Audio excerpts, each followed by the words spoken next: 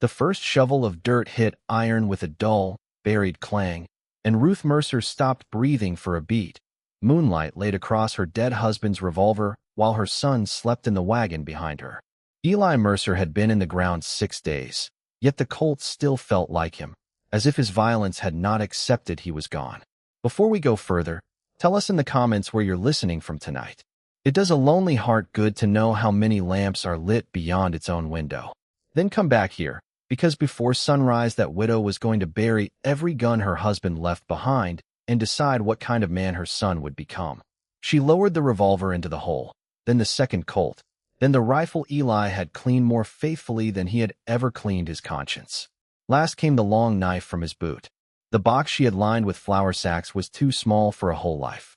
It could not hold the smell of powder, the way his face gentled when Daniel laughed, or the shame that had settled on him in his last year. "Mama." Daniel's voice came thin and sleepy from the wagon. He was 7, all elbows and solemn eyes, his hair sticking up in the back exactly the way Eli's had every morning. "Go back to sleep, honey." He pushed up anyway, quilt around his shoulders.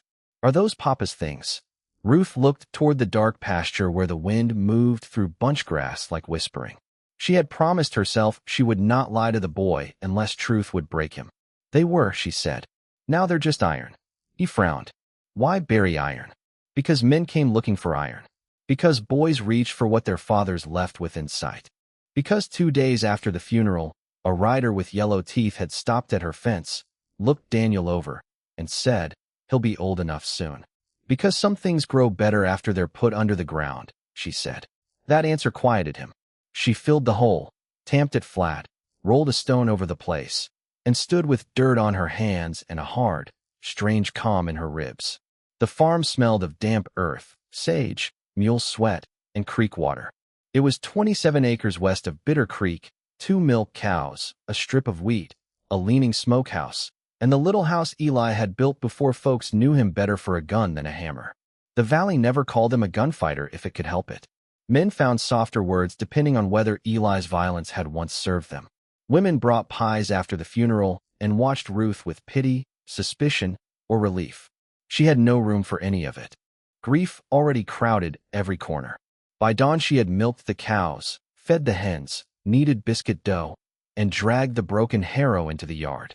Daniel carried kindling in crooked armfuls and kept glancing toward the hill where the guns slept.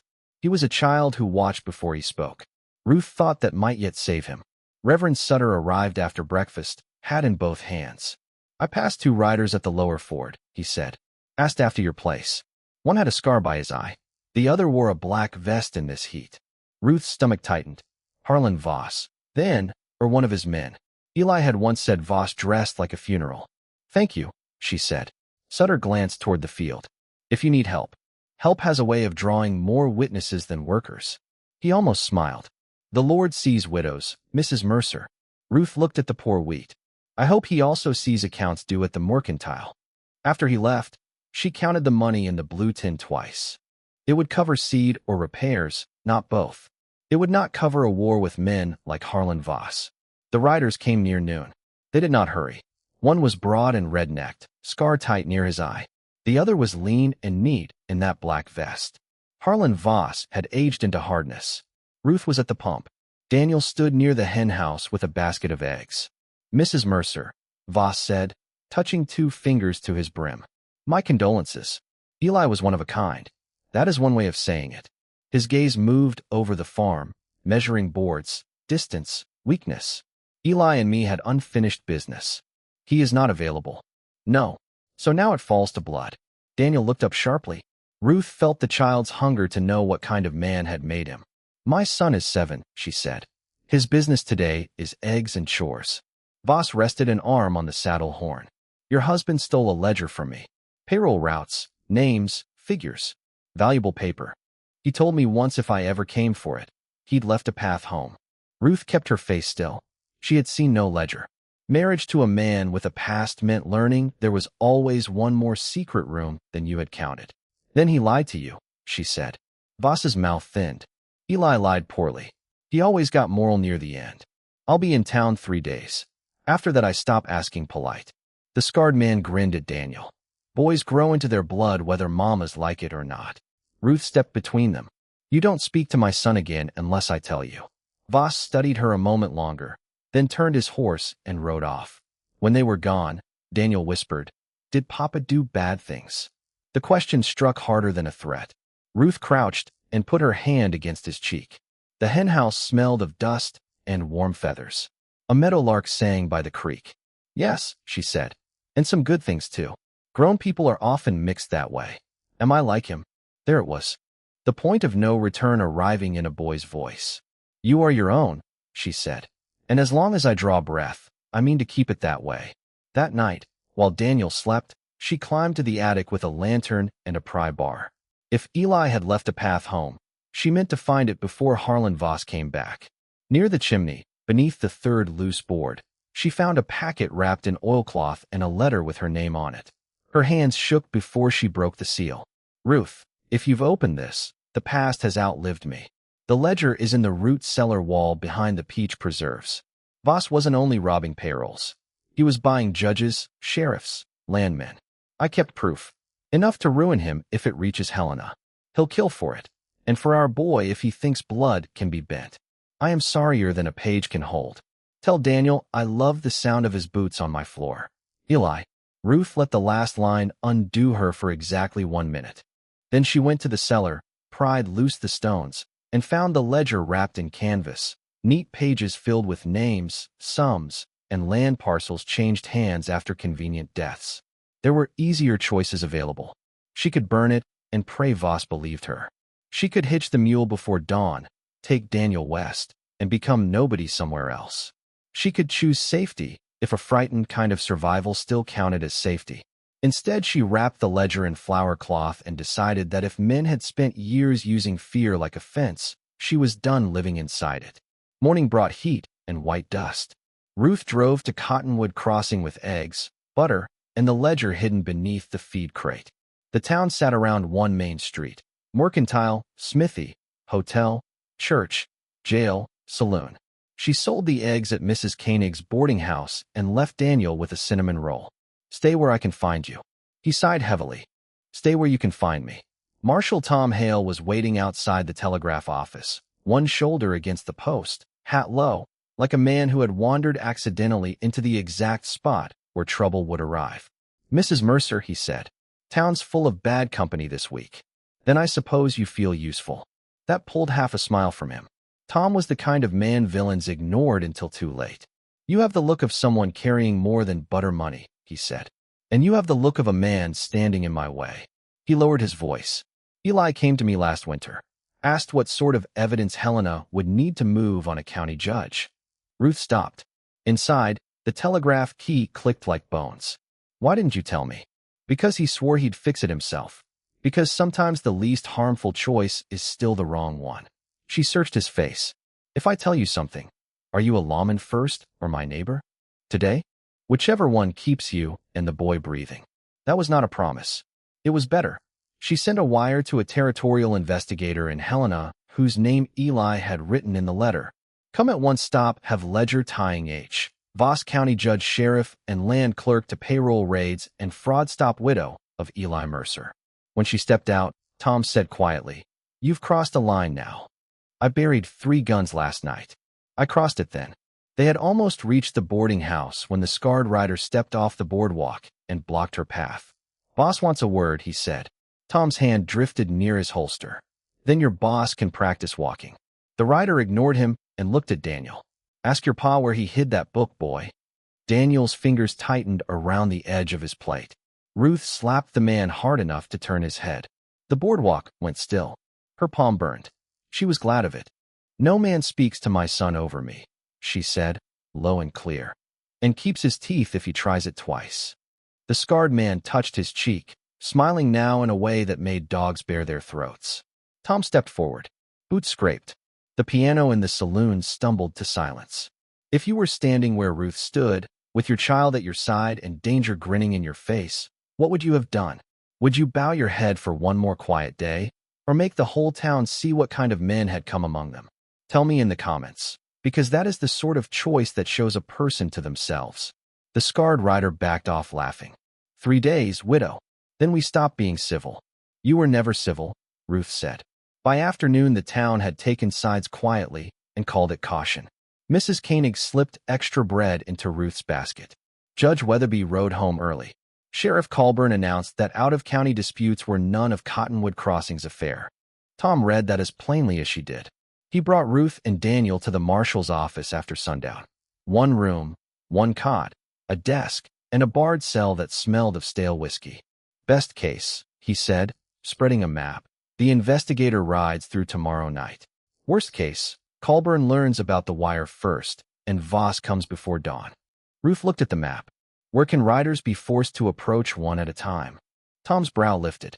That's a tactical question. It's a farm question. Narrow gates keep out hogs, and bad men the same way. His finger touched an old irrigation bridge near Bitter Creek. There. She nodded. Then I go home. Absolutely not. If Voss wants the ledger, he'll tear this town apart looking for it. My son sleeps better in his own bed than behind your bars. Tom held her gaze. Finally, he said, then I'm coming with you. They reached the farm beneath a rising moon. Ruth put Daniel to bed fully dressed and showed Tom the ledger by lamplight. He turned pages slowly, reading names and sums, land stolen by bribed judges and sheriffs. This could hang them, he said, if it survives the night. A branch snapped outside. Tom blew out the lamp. The house dropped into darkness and breathing. Ruth went to Daniel's room by feel. Tom moved to the window with the quiet of a man used to stepping into danger without announcing himself. Hoofbeats. 3, maybe 4. Back room, Tom whispered. Ruth lifted Daniel from the bed before he fully woke. His small arms went around her neck. Outside came the creak of leather, a murmur, then the heavy kick of a boot against her front door. Ruth Mercer. Boss called. Let's spare the child a memory. Hand over the ledger. She backed into the pantry with Daniel. The room smelled of onions, flour, peach syrup. She clung to those smells while the house stopped being ordinary around her. Tom took the shotgun down from above the hearth. Harlan, he said from the dark. You cross that threshold, and this gets simpler than you want. Tom Hale, Voss answered, amused. Still pretending law is a wall. The first shot blasted splinters through the door. Daniel jerked in her arms. Ruth pressed his face to her shoulder. No sound, she whispered. No sound, my heart. Another shot. Then glass crashed. Fire licked the curtain by the front window. Tom fired once. A man screamed. Boots hit the porch. Smoke rolled low across the ceiling.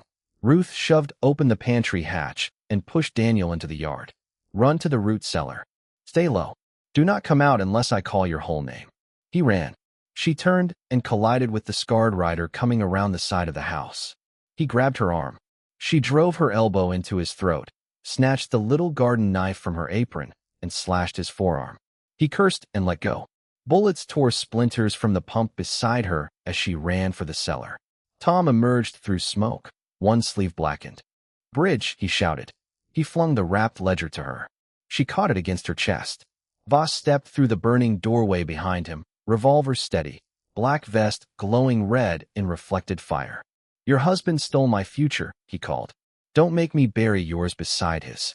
For one hard second, Ruth saw what Eli might have looked like beside him years ago. Young, certain, dead wrong about what strength meant. Then Tom fired and Voss twisted away, checked but not stopped. Long enough. Ruth yanked Daniel out of the cellar and ran bent low through the orchard while the house caught in earnest behind them. Apples, smoke, and creek mud thickened the night air. Branches whipped her face. Ahead, the old irrigation bridge stretched pale under moonlight, narrow as a prayer. Tom caught up at the fence, blood dark on his shirt. Take the boy across. Are you hit? Later, he said. They reached the bridge. Tom dropped to wrench at the first plank bolt with his bare hands. Ruth pushed Daniel ahead of her over the boards, then turned at the far bank with the shotgun Tom thrust into her hands. She had buried guns to end a story. Now the story had come back asking whether refusing violence was the same as refusing to defend what was good. No, a weapon was a tool. Building a life around one was the poison. The first rider charged the near side. Tom kicked a plank loose. Horse and man crashed sideways into the ditch. The scarred rider tried to leap the gap behind him and failed, horse legs snapping through rotten wood. Voss dismounted. Of course he did. Men like him trusted their own hands when killing mattered. He came onto the bridge in a crouch, revolver low. "You've got Eli's stare," he called. Difference is he understood what the world requires. "No," Ruth said, leveling the shotgun though her arms shook. He understood too late. Voss smiled. "You won't shoot. That's the whole shape of you." He took one more step. Ruth fired. The blast tore splinters from the rail beside his leg and ripped his hat into the creek. She had aimed to stop, not kill, and knew it was mercy wasted. Voss dropped flat and fired back. Stone burst near her cheek, dust stinging her skin. Tom lunged from below the bank, seized Voss's gun wrist through the broken planks, and dragged. The two men slammed together over dark water while the bridge groaned under them. Then the scarred rider, somehow free of his horse, clawed up the far bank with a knife in hand. Ruth broke open the shotgun. Empty. The man rushed her. She swung the empty gun like an axe. It cracked across his jaw. He staggered. She hit him again. He dropped to one knee. Then Daniel, silent until then, hurled a fist-sized rock with everything in him. It struck the man at the temple. He went over backward into the ditch and did not rise. For a second the world held still. Daniel stared at his own hand as though it belonged to someone else. Ruth dropped beside him and gripped his shoulders. "Look at me. You protected your life. That is not the same thing as becoming them." On the bridge, Voss tore free and reached for his revolver, skidding across the planks. Tom grabbed his ankle. Rottenwood gave way beneath them with a cracking roar. Voss plunged into the ditch, struck rock, and vanished into the black current. Tom caught the edge one-handed. Ruth threw herself flat and caught his wrist. Blood slicked his skin. "Hold on." He looked up at her, grim and absurdly calm. "You always this bossy." "Climb, Tom Hale. I have had enough dramatic men for one lifetime." He found purchase. She hauled. Together they dragged him onto the bank while the creek carried Harlan Voss downstream, broken and stripped of the power he wore like armor. Dawn was graying the east. Smoke drifted low over the orchard. Ruth sat on the bank with Daniel tucked against her and Tom beside her, breathing through the pain. At last he said, "I'm sorry about the house." Ruth watched the roof cave in across the field. "A house is boards. Home is what stays when the boards go." He turned that over quietly. Then, after a while, he said, almost to himself, "Funny thing about broken ground. Sometimes it's the only place seed takes." That line went through her cleanly. She looked at him. Blood, smoke, steadiness. A man who had come not to rescue but to stand where standing was costly. She set his collar straight with flower-rough fingers. "You should let someone tend that wound," she said. "You offering? Don't make poetry out of bleeding." His tired smile was small and real. "If this story is moving you, you are exactly who we wrote it for." A like and a subscribe tells us to keep bringing you stories where tenderness survives fire and goodness is not mistaken for weakness. Stay with me now, because dawn had come, but justice still had to be finished where the whole valley could see it. The territorial investigator arrived an hour later with 2 men and dust thick on their coats. Reverend Sutter had seen the smoke and ridden for help before first light. They found Voss in the reeds below the lower road, leg broken, face bloodied, black vest ruined with creek mud. Sheriff Colburn came thundering up and lost half his outrage when the investigator opened the ledger and began reading names aloud. Judge Weatherby denied everything first, then complained of his heart. Amos Peel, the land clerk, tried to slip away through the crowd and was dragged back. Cottonwood Crossing stood in dust and silence while corruption was named in public one piece at a time. Ruth gave her statement plain. She did not make Eli into a saint. She said he had ridden with cruel men, profited beside them, and only late had found the courage to turn against what he had helped build. She told of the letter, the ledger, the fire, the bridge. Truth traveled farther than polish, and she was too tired for it anyway. Voss sat bound in the dirt and looked up at her with hate made helpless. "You think you've won," he said. "Your boy's still Mercer blood. It'll turn in him. You'll see." Daniel stiffened beside her. Ruth stepped forward before fear could root. "Blood starts a body," she said. "It does not finish a soul. My son will learn weather, seed, patience, and the dignity of feeding people instead of burying them. If any part of Eli lives in him, it will be the part that wanted better before he died. The rest ends with you." That was the moment the valley chose. Not all at once, and not nobly, but visibly. Mr. Bell offered lumber at cost. Mrs. Koenig sent meals. Reverend Sutter promised churchmen to raise walls. Even those who had once admired Eli for the wrong reasons lowered their eyes and understood that being feared and being worthy were not the same. Colburn was arrested before noon.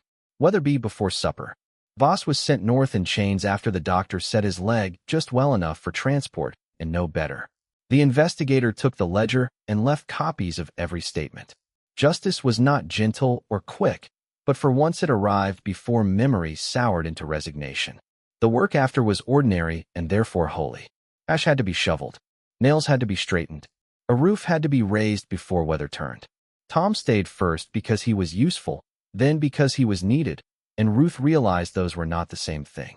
One evening, after the new foundation was laid, they sat side by side on stacked lumber with coffee gone cold in their cups. Crickets sawed in the grass. Daniel slept in the wagon after a full day of carrying nails as if everything depended on each one. "You don't have to stay," Ruth said. Tom kept looking out over the field. "I know." Honesty felt almost indecent after so many years of caution, but she had grown tired of half-truths.